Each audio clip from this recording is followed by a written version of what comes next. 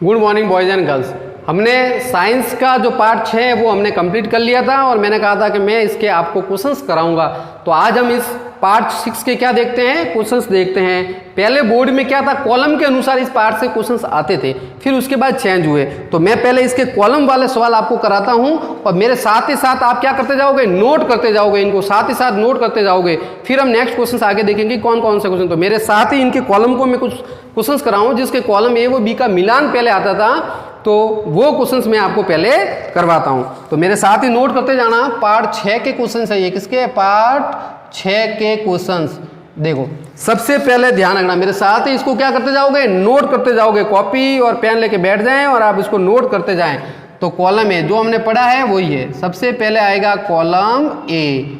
Column A का हमें column B से क्या करना है, मिलान करना है। कॉलम ए का क्या करना है, कॉलम बी से क्या करना है, मिलान। तो देखो पहला क्वेश्चन, एक वियोजन अभिक्रिया। पहले आप लिख दे मेरे साथ साथ, फिर उसके बाद हम देखेंगे, इसको डिस्कस करेंगे। वियोजन अभिक्रिया। दूसरा है 2 नंबर है संयोजन अभिक्रिया।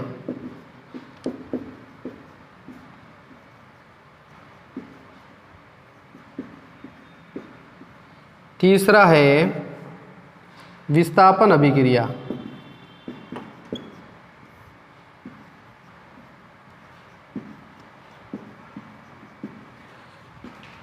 चौथा है प्रकाशीय अभिक्रिया।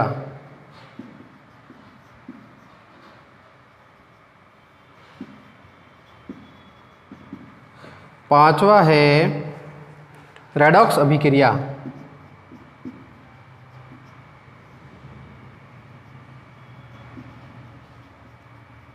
यहाँ पे इसका दूसरा नाम है उपचयन। उपचयन उपचयन दूसरा नाम है इसका उपचयन व अपचयन अभिक्रिया। उपचयन व अपचयन अभिक्रिया। ये रेडॉक्स अभिक्रिया भी कहते हैं। उपचयन का मतलब ऑक्सीकरण, अपचयन अभिक्रिया में पता है रेडॉक्स मतलब रिडक्शन, ये ऑक्सीडेशन अभिक्रिया। तो और रेडॉक्स अभिक्रिया को या उपचयन। अब इसके सामने हमें रिएक्शन दी हुई है। पहली रिएक्शन दी हुई है AgCl सॉलिड रूप में है और ये प्रकाश की उपस्थिति में Ag के अंदर और Cl2 के अंदर टूटता है। ठीक है। दूसरी हमें रिएक्शन इसके सामने दी हुई है COCO3 जो है वो सॉलिड रूप में है और ये किस में टूटता है, ताप के कारण ये COO सॉलिड रूप में टूटता है और प्लस साथ में बनाता है CO2 गैस। ठीक है। तीसरा जो है यानी C जो रिएक्शन हमें दी हुई है वो दी है कैल्शियम ऑक्साइड सॉलिड रूप में है, प्लस ये किससे H2O जो है वो लिक्विड रूप में है और जब इसके साथ ताप जब होता है तो ये कन्वर्ट होता है कैल्शियम हाइड्रो ऑक्साइड में CaOH2 में। किस में कन्वर्ट होता है, CaOH2 किस में, जलीय विलयन में, जल मिला ना इसके अंदर। फिर उसके बाद D हमें दिया हुआ है, D दिया हुआ है जिंक की जो क्रिया है वो H2SO4 से जब कराते हैं तो कौन सी अभिक्रिया होती है, ZnSO4 और प्लस H2। ये होता है गैस रूप में और ये जो गैस रूप में नहीं है एक्वस रूप में है, एक्वस के रूप में यानी गैस से विलयन है लेकिन ऐसा जिंक सल्फेट है ये भी एक्वस रूप में है और यहाँ पर ये भी एक्वस रूप में है और ये भी क्या है जिंक, ये भी ये सॉलिड रूप में है। जिंक धातु के H2SO4 से क्रिया तो H2 बन गया। ठीक है। और E वाला जो है, E वाला हमें जो दिया है वो दिया हुआ है कॉपर ऑक्साइड इस और प्लस H2 से रिएक्शन करके क्या बनाता है, कॉपर बनाता है, ये सॉलिड रूप में है और प्लस क्या बनाता है H2O, ये किस रूप में है, लिक्विड रूप में। तो इस रूप से ये हमारी रिएक्शंस है, 5 इधर और 5 इधर। तो देखो अब इसमें पहला क्या है, AgCl के रूप में है, ये हमें दिया हुआ है जिंक एक्वस के रूप में, ये एक्वस सॉल्यूशन। देखो तो ये रिएक्शन है, 5 ये दी हुई है यहाँ अभिक्रियाओं के नाम और 5 यहाँ दी हुई है रिएक्शंस। हमें पहचाननी है कि कौन सी अभिक्रिया किसकी है। तो सबसे पहली अभिक्रिया हम पढ़ते हैं वियोजन। बताओ वियोजन जो अभिक्रिया है, वियोजन अभिक्रिया, वियोजन का मतलब अपघटन होना, अपघटन अभिक्रिया वियोजन। तो अपघटन अभिक्रिया के बारे में हमने क्या पढ़ा कि एकल उत्पाद दो या दो से अधिक पदार्थ में बढ़ता है तो उसे हम क्या कहते हैं, वियोजन अभिक्रिया। एकल पदार्थ दो या दो से अधिक पदार्थ में टूटता है तो उसको हम क्या कहते हैं, वियोजन अभिक्रिया। तो देखो वियोजन अभिक्रिया कौन कौन सी है, देखो ये वियोजन अभिक्रिया, ये भी वियोजन अभिक्रिया और ये भी वियोजन अभिक्रिया, दोनों वियोजन अभिक्रिया है। लेकिन ये वियोजन अभिक्रिया ये भी है, CaCO3 एकल उत्पाद है, दो प्रोडक्ट में टूट रहा है, AgCl भी एक ही उत्पाद है, दो प्रोडक्ट में टूट रहा है। ये दो है और एक बन रहा है, ये दो है और दो बन रहे हैं, दो है और दो बन रहे हैं। इसका मतलब 1 2 3 ये तो नहीं है, ये दोनों हैं। तो ये वियोजन अभिक्रिया या तो ये हो सकती है या ये हो सकती है। लेकिन इसके साथ ही देखो क्या कहा, प्रकाशीय अभिक्रिया। तो प्रकाशीय अभिक्रिया तो प्रकाश के रूप में टूटेगी।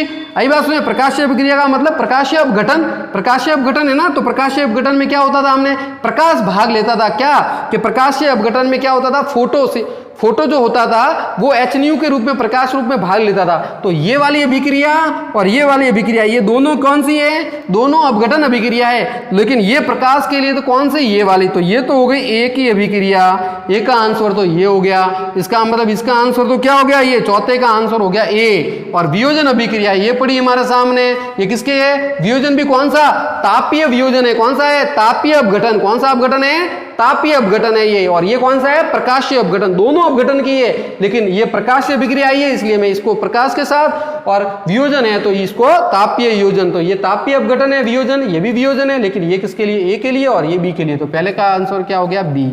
आई बात सुनिए, वियोजन अभिक्रिया में क्या था, एकल उत्पाद दो या दो से अधिक प्रोडक्ट में टूटता था। तो ये तापीय अपघटन और ये प्रकाशीय अपघटन। एक हमने पढ़ा था विद्युत धारा का अपघटन, समझ गए, यानी विद्युतीय अपघटन, जो विद्युत धारा के अंदर इलेक्ट्रिसिटी जनरेट करने पर होता है। तो अपघटन की हमने 3 अभिक्रियाएं पढ़ी थी, एक प्रकाशीय, एक विद्युतीय और एक पढ़ी थी हमने तापीय अपघटन। तीनों की हमने अलग अलग रिएक्शंस देखी थी। तो ये प्रकाशीय अपघटन तो एक इसका है, चौथे का, और ये पहले का क्या है, बी। ये आंसर इसका हो गया। अब देखो संयोजन, संयोजन अभिक्रिया क्या है इसमें, संयोजन का मतलब, अब ये दोनों तो हो गई कट, अब ये 3 रही है। संयोजन का हमने क्या कहा था कि दो पदार्थ मिलकर एकल उत्पाद बनाएं, सिर्फ एक प्रोडक्ट बनाएं। दो पदार्थ मिलेंगे या दो से अधिक पदार्थ मिलेंगे, लेकिन क्या बनाएंगे, एकल प्रोडक्ट। बताओ, दो पदार्थ मिले, कितना पदार्थ बना, एक ही प्रोडक्ट बना। यहां दो पदार्थ मिले लेकिन दो बने, यहां पर भी दो पदार्थ मिले लेकिन दो बने। इसका मतलब ये दोनों नहीं है, तो आंसर क्या हो गया, सी। तो सी किसका हो गया, ये हो गया वियोजन अभिक्रिया का। ये तो संयोजन अभिक्रिया, संयोजन अभिक्रिया का आंसर क्या होगा, ये दो प्रोडक्ट मिल रहे हैं और एकल उत्पाद बन रहा है, यानी CO कैल्शियम ऑक्साइड की जल से अभिक्रिया करने पर क्या बन रहा है, कैल्शियम हाइड्रो ऑक्साइड। तो ये इसका आंसर हो गया। अब आते हैं विस्थापन। विस्थापन में हमने क्या पढ़ा था, विस्थापन अभिक्रिया का मतलब पढ़ा था कि किसी पदार्थ में से, यौगिक में से एक अणु का, मतलब उसके अंदर के धातु का या फिर आयन का या परमाणु का क्या हो जाना, विस्थापन हो जाना। क्या हो जाना, विस्थापन, उसको बाहर कर देना और खुद उसके जगह आके जुड़ जाना। उसे हम क्या कहते थे, विस्थापन अभिक्रिया। कि किसी यौगिक में से किसी परमाणु का या समूह का क्या हो जाए, विस्थापन हो जाए, और दूसरा कोई यौगिक है यानी धातु है वो उसके आगे आके जुड़ जाए और उसको बाहर कर ले। और ये कब होता है, जब क्रियाशीलता, जो क्रियाशील ज्यादा होता है वो अपने से कम क्रियाशील वाले को बाहर कर देता है। तो बताओ, यहां आते हैं हम, चलो बताओ क्या होगा, ये रहा, ये जिंक ऑक्साइड क्या कर रहा है, जिंक जो है वो किसको, हाइड्रोजन को कर रहा है बाहर और खुद उसकी जगह आके जुड़ रहा है। देखो जिंक, ये तो तीनों होगी ना, ये तो 3 हो गई।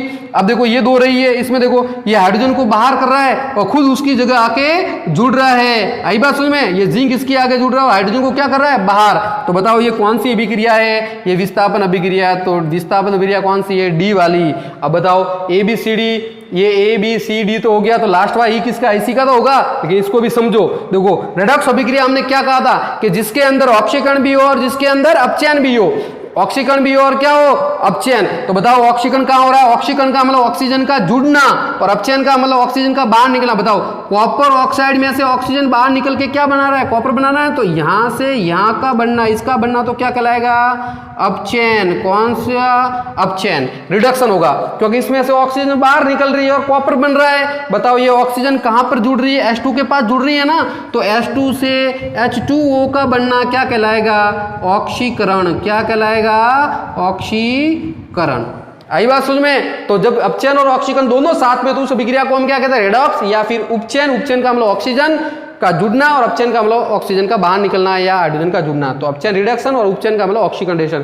तो CO से Cu का बनना क्या ऑक्सीजन, क्योंकि इसमें से ऑक्सीजन बाहर निकल रही है और जिसमें से ऑक्सीजन बाहर निकलती है उसको हम क्या कहते हैं अपचयन। तो यहाँ अपचयन हो रहा है किसका, कॉपर ऑक्साइड का किसमें अपचयन हो रहा है, कॉपर धातु में। और यहाँ पर H2 का उपचयन किसमें हो रहा है, ऑक्सीकरण किसमें हो रहा है, H2O में। आई बात समझ में। तो यहाँ इसका ऑक्सीकरण हो रहा है और इसका अपचयन हो रहा है। आई बात समझ में। अपचयित पदार्थ कौन सा है, तो अपचयित पदार्थ कॉपर है। ऑक्सीकृत पदार्थ कौन सा है, तो H2O है। आई बात समझ में। तो ये कॉलम ए और कॉलम बी का हमने मिलान कर लिया। इसका मतलब इसका जो आंसर है वो ई है, इसके सामने वाला ही इसका आंसर है। तो ये हो गया इस तरीके से। पहले बोर्ड में इस तरीके से क्वेश्चन आते थे, 5 नंबर का आता था। इस पार्ट से कितने नंबर का, 5 नंबर का क्वेश्चन आता था। इस तरीके से क्वेश्चन आता था। आई बात समझ में। चलो अब इसका नेक्स्ट कॉलम देखते हैं। कॉलम के सवाल 1-2 कर लेते हैं हम। चलो मेरे साथ के साथ लिखना, साथ के साथ लिखते जाओगे आप। चलो अब देखते हैं कॉलम दूसरा। जो हमने पढ़ा है उसी में से हम ले रहे हैं, जो हमने चीजें पढ़ी हैं उसी को ध्यान से समझ समझ के हम कर रहे हैं, ताकि क्या है कि रिएक्शन भी इसमें आ जाए और सवाल भी इसमें आ जाए। चलो अब आते हैं दूसरे कॉलम के बारे में, ध्यान रखना इधर। दूसरा कॉलम इसका पहला, लोहे पर जंग लगना, ध्यान से लिखते जाना। बर्फ का पिघलना,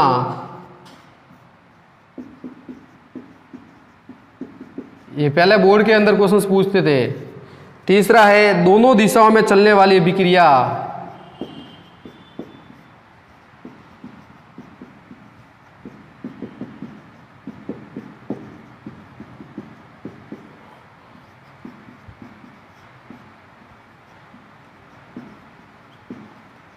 अभिक्रिया।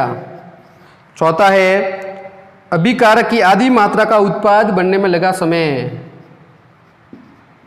अभिकारक की आधी मात्रा का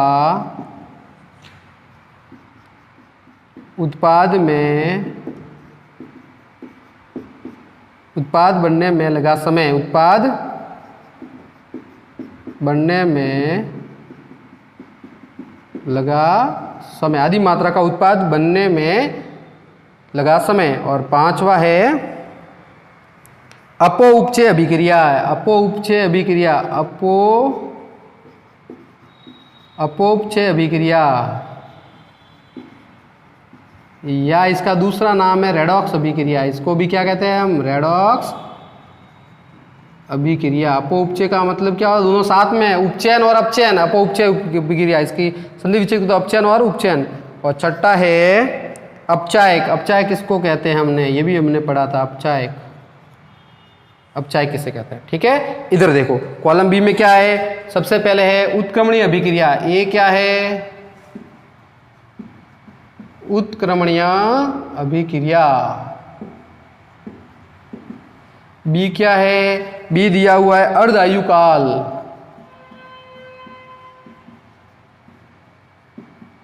अर्धायु काल। सी क्या दिया हुआ है, सी दिया हुआ है भौतिक परिवर्तन।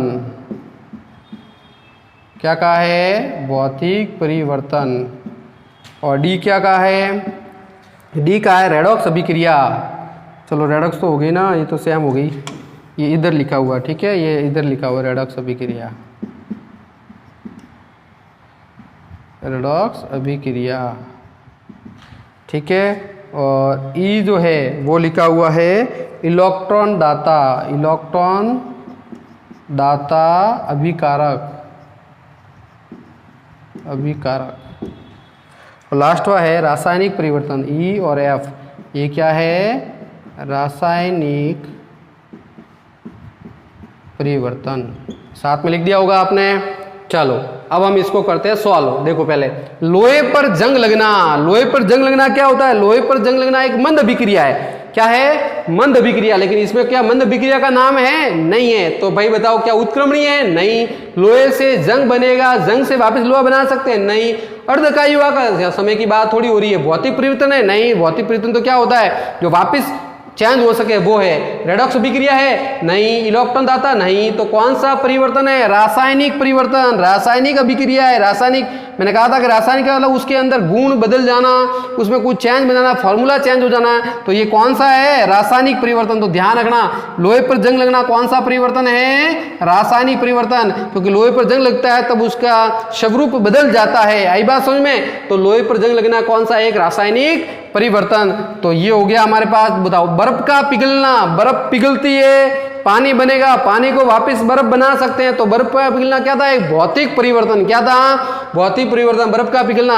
यानी H2O, मैंने हमने कहा था कि बर्फ पिघलती है तो पानी, पानी को हीट करते हैं तो गैस, मतलब जलवाष्प, जलवाष्प को वापस ठंडा करेंगे पानी, पानी को और ठंडा करेंगे तो बर्फ। तो वो कौन सा परिवर्तन था? भौतिक परिवर्तन। तो इसका आंसर क्या है? सी, यानी भौतिक परिवर्तन। भौतिक परिवर्तन का मतलब होता है कि जब किसी पदार्थ को उसकी अवस्था के अंदर चेंज होता है लेकिन उसके केमिकल फॉर्मूले में कोई चेंज नहीं होता, उसको वापस उसी रूप में हम ला सकते हैं। उस परिवर्तन को हमने क्या कहा था? भौतिक परिवर्तन कहा था। बताओ, दोनों दिशाओं में चलने वाली अभिक्रिया, अभी हमने पढ़ा अग्र और प्रतीक, दोनों दिशाओं में कौन सी अभिक्रिया चलती है? उत्क्रमणीय अभिक्रिया। कौन सी अभिक्रिया? उत्क्रमणीय अभिक्रिया। तो ये दोनों दिशाओं में चलती है। और एक ही दिशा में कौन चलती है? अनुत्क्रमणीय अभिक्रिया। तो दोनों दिशाओं में कौन चलती है? उत्क्रमणीय अभिक्रिया, यानी अग्र और प्रतीक दोनों दिशाओं में ये चलती है। फिर आते हैं अभिकारक की आदि मात्रा का उत्पाद में, आदि से ही पता चलता है अर्ध आयु काल, आदि मात्रा का उत्पाद में बनने में लगा समय, कि अभिकारक की आदि मात्रा जितने समय में उत्पाद बन रही है, उत्पाद बना रही है, अभिकारक की आदि मात्रा उत्पाद बनने में जितना समय ले रही है, आदि मात्रा का उत्पाद बनने में जितना समय ले रही है, उसको हम क्या कहते हैं? अर्ध आयु काल। तो अर्ध आयु काल इसका आंसर हो गया, अर्ध आयु काल। बताओ, अपो उपचय अभिक्रिया, अभी मैंने इसके साथ ही लिख दिया था कि अपो उपचय का मतलब अपचयन और उपचयन, ऑक्सीकरण और अपचयन, ये दोनों अभिक्रिया। इसको हम दूसरा नाम क्या कहते थे? रेडॉक्स अभिक्रिया। कौन सा कहते थे? रेडॉक्स अभिक्रिया। ध्यान रखना, रेडॉक्स अभिक्रिया तीन परीक्षा में ये भी आता है, उपचयन और अपचयन अभिक्रिया कौन सी है? तो रेडॉक्स अभिक्रिया, वही लिखना है। अपोपचय अभिक्रिया कौन सी होती है? तो यही अभिक्रिया। और रेडॉक्स आया है तो फिर यही रेडॉक्स अभिक्रिया।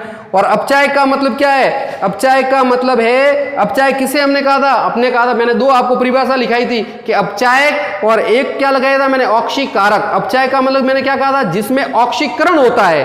और ऑक्सीकरण क्या होता था? जिसमें इलेक्ट्रॉन बाहर निकलता था। इलेक्ट्रॉन क्या था? बाहर। तो इलेक्ट्रॉन बाहर करने का मतलब क्या होता? इलेक्ट्रॉन दाता, इलेक्ट्रॉन बाहर। जैसे हमने ये पढ़ा था कि सोडियम से सोडियम प्लस बनना, सोडियम क्या बनना? प्लस बनना, यानी इलेक्ट्रॉन बाहर गया, तो इसको हम कहते थे ऑक्सीकरण। समझ गए? इसको कहते थे हम अपचायक, कि जिसमें ऑक्सीकरण, देखो एक तो होता है अपचयन और एक होता है अपचायक। तो अपचायक का मतलब क्या होता है? जिसमें ऑक्सीकरण होता है। तो ऑक्सीकरण इसमें हो रहा है ना, इसमें इलेक्ट्रॉन क्या हो रहा है? बाहर जा रहा है, यानी इलेक्ट्रॉन दान कर रहा है ये। इसका मतलब इलेक्ट्रॉन दाता अभिकारक को हम क्या कहते हैं? अपचायक कहते हैं। ये याद रखना, इलेक्ट्रॉन दाता को अभिकारक को अपचायक कहते हैं, और इलेक्ट्रॉन ग्राही जो होता है उसको हम कहते हैं ऑक्सीकारक। ऑक्सीकारक में अपचयन होता है, उल्टा चल रहा है ऑक्सीकरण और अपचयन, और अपचायक और ऑक्सीकारक। अपचायक का मतलब जिसमें ऑक्सीकरण हो, और ऑक्सीकारक का मतलब जिसमें अपचयन हो, इलेक्ट्रॉन ग्रहण करे। आई बात समझ में? तो ये हो गए इसके कॉलम ए और कॉलम बी। तो इस तरीके से पहले क्वेश्चन पूछते थे 5 नंबर के। अब इसका लास्ट लेते हैं हम, देखो अब लास्ट इसका एक और कॉलम लेते हैं।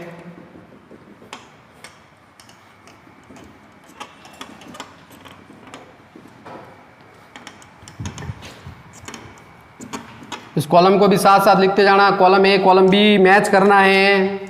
अब यूनिक का समझना भी है, इनको डायरेक्टली मैच नहीं करना है, इनको समझना भी है ताकि आगे कहीं भी सवाल आ जाए तो हम कर सके। समझना है इनको। पहला है जैव उत्प्रेरक। कौन सा आता है? जैव उत्प्रेरक। दूसरा पूछा हुआ है विद्युत अपघटन।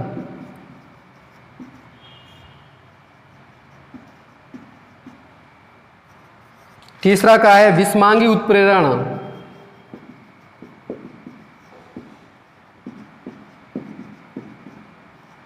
चौथा का है समांगी उत्प्रेरण।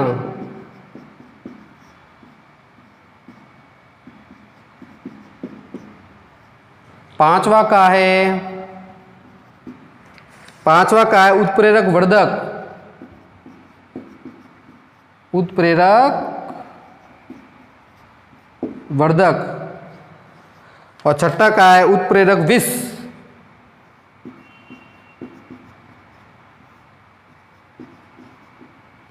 उत्प्रेरक वर्धक और उत्प्रेरक विष। और इधर लिखा हुआ है रिएक्शन इनकी। तो पहला है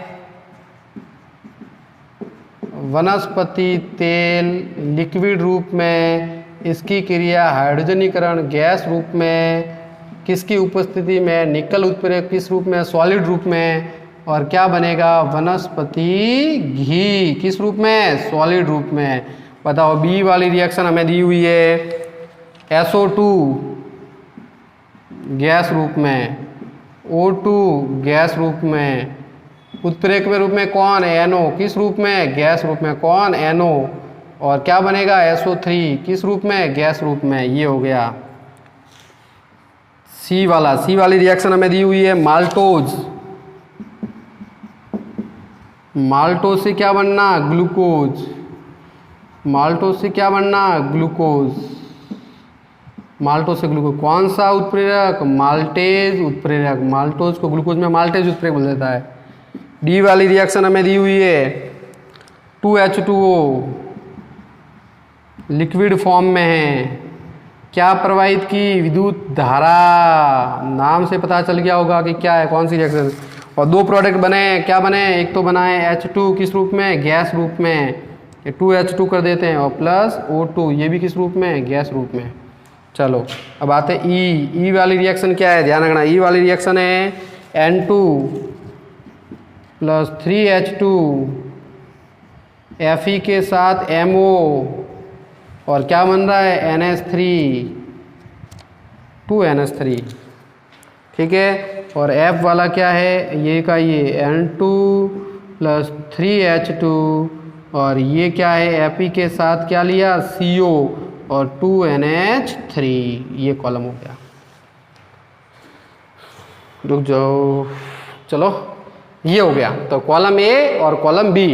अब ध्यान से देखो, जैव उत्प्रेरक नाम से पता है, मैंने क्या था, जैव उत्प्रेरक का मतलब ये अवस्था किसके आधार पर, क्रिया क्या था, जैव उत्प्रेरक का मतलब जैव रासायनिक अभिक्रियाओं को संपन्न करने के लिए जो उत्प्रेरक काम में लिए जाते हैं उनको, जैसे ग्लूकोज का बनना, भोजन का पाचन होना, ये सारी जैव रासायनिक अभिक्रिया, यूरिया का बनना, यूरिया से अमोनिया का बनना, ये सारी जैव। तो मैंने लिखाया था, इसका क्या लिखा था, जैव उत्प्रेरक का माल्टोज से ग्लूकोज बनना, ये एक प्रकार की क्या है, जैव रासायनिक अभिक्रिया, यानी हमारे जीवों के अंदर होने वाली अभिक्रिया, माल्टोज से ग्लूकोज बन रहा। तो क्या हो जाएगा इसका, पहले का हो जाएगा सी। बताओ विद्युत अपघटन, अपघटन का मतलब क्या होता है, एकल उत्पाद का दो पदार्थों में बंटना, वो किसके द्वारा, विद्युत का मतलब विद्युत धारा, इलेक्ट्रिसिटी द्वारा एकल उत्पाद जो है वो दो या दो से अधिक पदार्थ में बंटना। तो बताओ यहाँ एकल उत्पाद कौन है, ये रहा भाई एकल उत्पाद कौन है, H2O, किसकी उपस्थिति में, विद्युत धारा की उपस्थिति में, किस में बन रहा है, H2 और O2 में। तो ये किसका है, ये ऑप्शन डी का ये आंसर हो गया। तो बताओ क्या हो गया, विद्युत अपघटन, इसका आंसर डी हो गया ना। एकल उत्पाद है, दो प्रोडक्ट में बन रहा है, किसके द्वारा, विद्युत धारा। और विद्युत अपघटन का मतलब क्या होता था कि जिसमें विद्युत धारा के कारण अगर कोई एकल उत्पाद, एकल पदार्थ है वो दो या दो से अधिक प्रोडक्ट बनाए तो उसे हम कहते हैं विद्युत अपघटन कहते हैं। तो विद्युत धारा होगी।